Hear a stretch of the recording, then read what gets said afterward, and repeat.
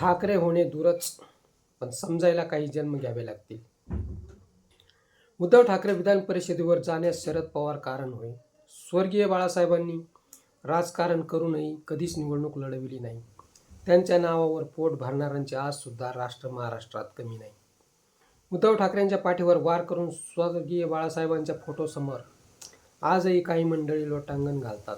उद्धव ठाकरेंच्या नावाने बोटे मोडत हीच मंडळी झिंजा सोडून तांडव करत आहेत.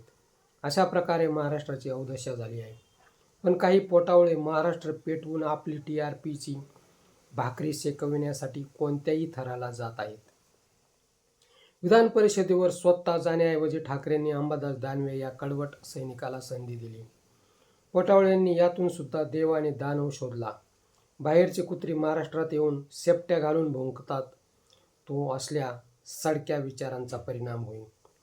पोटापाण्यासाठी ठाकरेंचे नाव घ्यायचे, कोट कल्याण झाले की मळमळ ओकायची. असल्या राजकारणाने नरकात सुद्धा जागा मिळणार नाही. मसनखाईत छाती बडवत कर्माची फळे भोगावी लागतील. बच्चू कडू कोणी विचारवंत नाही. इकडून टोलविला की तिकडे आणि तिकडून टोलविला की इकडे फुटबॉल झाला आहे.